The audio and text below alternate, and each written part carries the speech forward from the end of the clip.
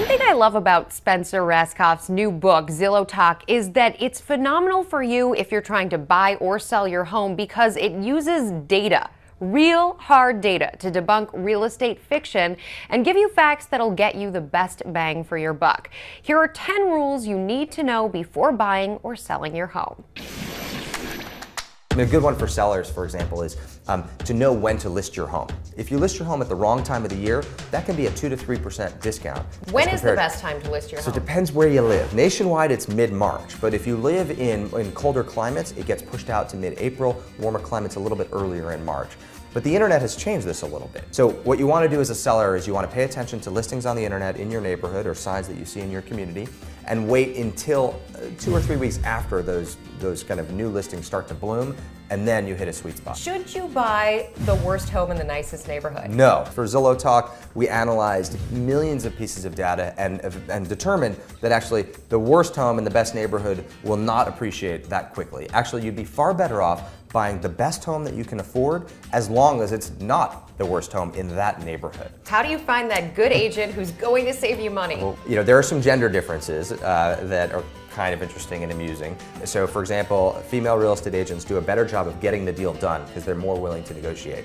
Men are a little bit more stubborn, but men also do a better job of the initial asking price coming closer to the final sale price. So women sell homes faster, but men do a better job of selling the home at the original asking price. The key takeaway from all the data is read ratings and reviews. You should never hire a real estate agent without researching them online and seeing what other clients have said about them. It's good advice. And again, you're basing that assessment on the data, not an opinion, this is purely based on data. That's right. Other misnomers that we tackle in Zillow Talk: you should always buy instead of rent. When everyone turns 21, their parents start telling them, oh, you're throwing money away if you rent, you gotta buy.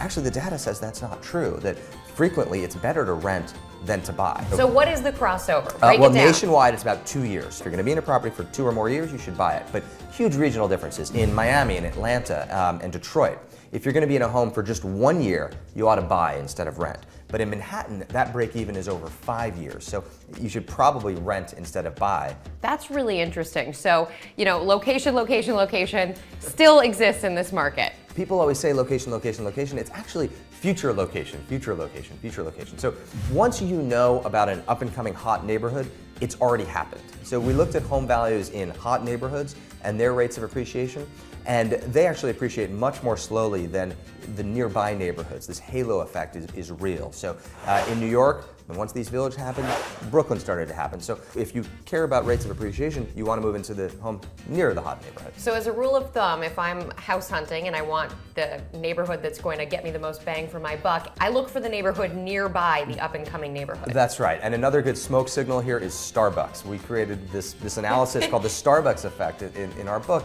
And we studied homes within a quarter mile of Starbucks. Over 17 years, they've appreciated at 96%. Huge appreciation. 96% in a quarter mile of Starbucks. But other homes in the country appreciated only 65%. And so if you already own a home and a Starbucks comes nearby, then you're really sitting pretty, because it means that neighborhood's gonna happen. Or become a barista, start a Starbucks near your home. Yes, that's another approach. There's that option too. That's right. When it comes to resale value, is it better to renovate the kitchen or the bathroom? So people usually think it's the kitchen. You'd be far better off renovating the bathroom. And in particular, a low-end bathroom remodel will earn you the best return on investment. Don't over-invest in your remodel, because buyers won't give you credit for it. If you spend a lot of money on a kitchen remodel, chances are a buyer will have different tastes about the backsplash or the kitchen island or other materials that you put into it. Where else can you get the biggest bang for your buck in renovations? Other good areas in renovations are adding a story. If you can add square footage by going up, that's huge.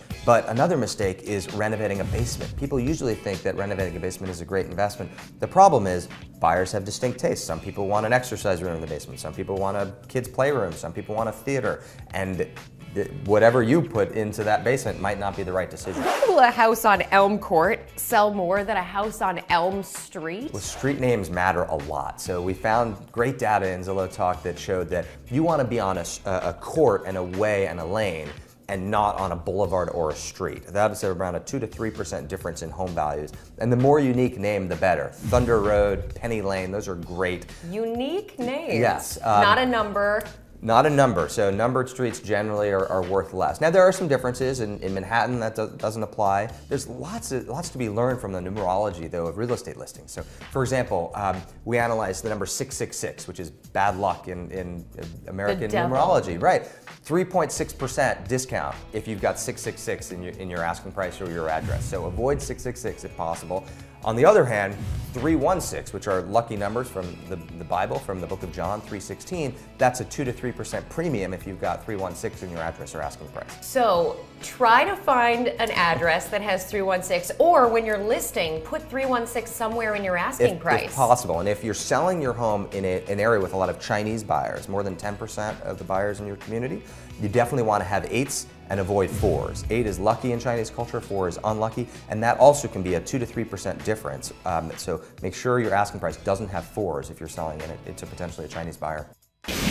Our thanks to Spencer Raskoff of Zillow for that great conversation, and thank you for joining us for Real Biz.